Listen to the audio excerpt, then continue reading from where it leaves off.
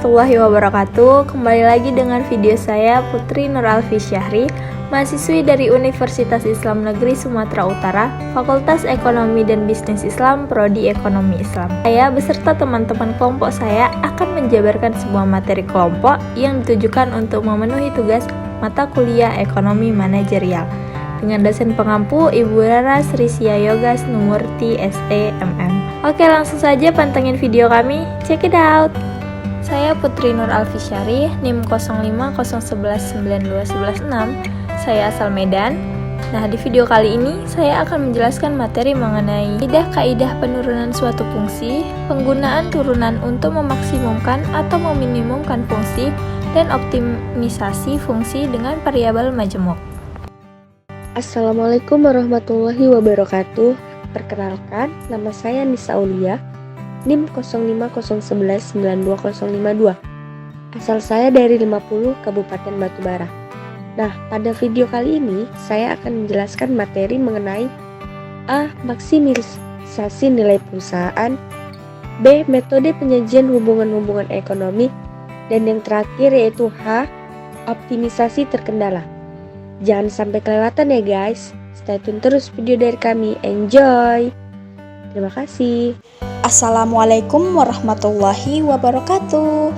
Halo semua, perkenalkan nama saya Fajira Salsabila dengan NIM 0501191014. Saya berasal dari Kota Pematang Siantar. Di video kali ini saya akan menjelaskan materi mengenai hubungan antara nilai total, rata-rata, marginal, dan juga kalkulus diferensial. Jangan sampai kelewatan ya, pantengin terus video kami. Happy watching! Baik, langsung saja kita masuk ke penjelasan materi yang akan disampaikan oleh anggota kelompok 2. Maksimisasi nilai perusahaan. Maksimisasi nilai perusahaan berarti memaksimumkan nilai sekarang atas semua keuntungan di masa mendatang yang akan diterima oleh pemilik perusahaan, dan lebih menekankan pada aliran hasil, bukan sekedar laba bersih dalam pengertian akuntansi. Tujuan pokok manajemen adalah untuk memaksimalkan nilai perusahaan. Nah, pada tujuan kali ini terdapat suatu bentuk persamaan yang dituliskan dalam rumus TR dikurang TC per 1 ditambah I pangkat T. B. Metode penyajian hubungan ekonomi. Hubungan-hubungan ekonomi seringkali disajikan dalam bentuk persamaan, tabel, dan grafik. Satu model persamaan yaitu menggunakan persamaan yang dapat kita lihat pada gambar berikut ini. Yang kedua yaitu model tabel dan grafik, dapat kita lihat pada tabel 2.1 yang menunjukkan persamaan TR sama dengan P dikali Q. Nah, jadi di antara dua model persamaan dan model tabel dan grafik tersebut yaitu menunjukkan hubungan antara jumlah barang yang terjual dengan total penerimaan. Di sini kita memasuki materi selanjutnya, yaitu tentang hubungan antara nilai total, rata-rata, dan marginal. Hubungan antara nilai total, rata-rata, dan marginal sangat berguna dalam analisis optimisasi. Optimisasi mencakup analisis diferensial atau perubahan-perubahan. Tujuan analisis optimisasi adalah untuk menentukan nilai dari variabel-variabel independen yang bisa mengoptimalkan fungsi tujuan dari para pembuat keputusan. Di sini dapat dilihat sebuah contoh tabel hubungan antara nilai total, marginal, dan rata-rata untuk sebuah fungsi laba. Dari tabel tersebut dijelaskan bahwa laba marginal pada output 1 sampai output 7 adalah positif, dan laba total meningkat jika output meningkat pada kisaran output tersebut. Namun, karena pada output ke-8 pada laba marginal menunjukkan nilai yang negatif, maka laba akan menurun jika output dinaikkan mencapai tingkat tersebut. Hal ini terjadi karena memaksimasi fungsi laba atau apa saja yang terjadi pada titik di mana hubungan marginal bergeser dari positif ke negatif. Materi selanjutnya yaitu kalkulus diferensial. Diferensial adalah proses penentuan turunan dari suatu fungsi, yaitu mencari variabel Y berkenaan dengan suatu fungsi variabel X apabila perubahan X atau sigma X mendekati 0. Teknik analisis kalkulus diferensial bisa digunakan untuk menemukan nilai maksimum dan minimum dari suatu fungsi tujuan secara efisien melalui analisis marginal. Pendekatan kalkulus sangat bermanfaat bagi masalah optimisasi terkendala yang merupakan ciri dari proses pembuatan keputusan manajerial. Walaupun tabel dan grafik bermanfaat untuk menjelaskan konsep hubungan ekonomi, namun persamaannya seringkali lebih cocok untuk digunakan dalam proses pemecahan masalah.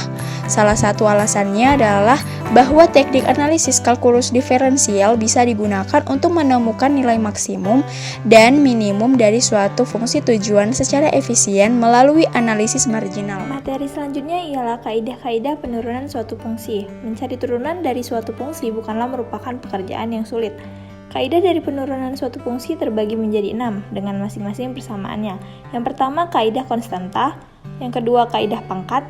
Yang ketiga, kaidah penjumlahan dan selisih. Yang keempat, kaidah perkalian. Kelima, kaidah hasil bagi. Dan yang keenam, kaidah rantai. Selanjutnya, materi mengenai penggunaan turunan untuk memaksimumkan dan meminimumkan. Untuk mencari nilai maksimum atau minimum relatif, maka suatu fungsi harus berada pada suatu kondisi mendatar atau tidak menaik juga tidak menurun pada suatu titik. Jika suatu fungsi tidak menaik juga tidak menurun, maka turunan dari fungsi pada titik tersebut sama dengan 0. Bisa dilihat persamaan dari suatu maksimum relatif dan suatu minimum relatif.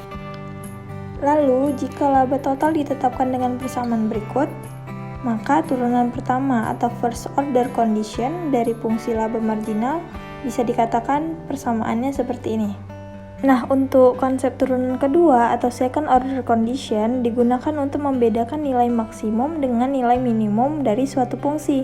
Turunan ini merupakan turunan dari turunan pertama, bisa dilihat persamaan dari konsep turunan kedua.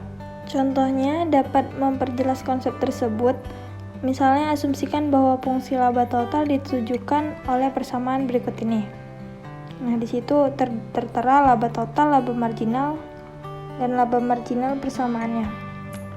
Nah, dari situ bisa kita dapatkan bahwa laba total dapat dimaksimumkan atau diminimumkan di titik di mana derivatif pertama atau laba marginal adalah 0, yaitu di mana dV per dQ sama dengan minus 2400 ditambah 700Q dikurang 25Q kuadrat sama dengan 0. Lalu materi selanjutnya ialah optimisasi fungsi dengan variabel majemuk.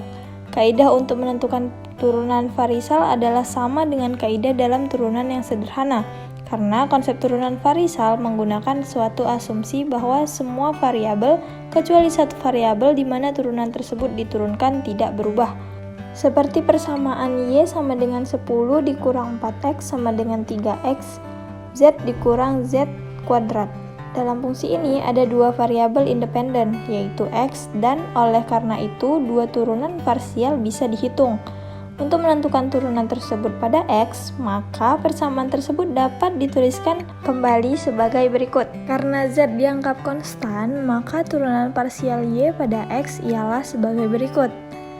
Nah, dalam menentukan turunan parsial Y dan Z, X dianggap konstan, maka bisa kita tulis dengan persamaan berikut. H. Optimisasi terkendala. Optimisasi terkendala yaitu maksimisasi atau minimisasi fungsi tujuan dengan beberapa kendala, sehingga mengurangi kebebasan dari perusahaan untuk pencapaian optimisasi tanpa terkendala. Nah, optimisasi terkendala dapat dipecahkan dengan substitusi atau dengan metode pengali Lagrange. Optimisasi terkendala terbagi menjadi dua.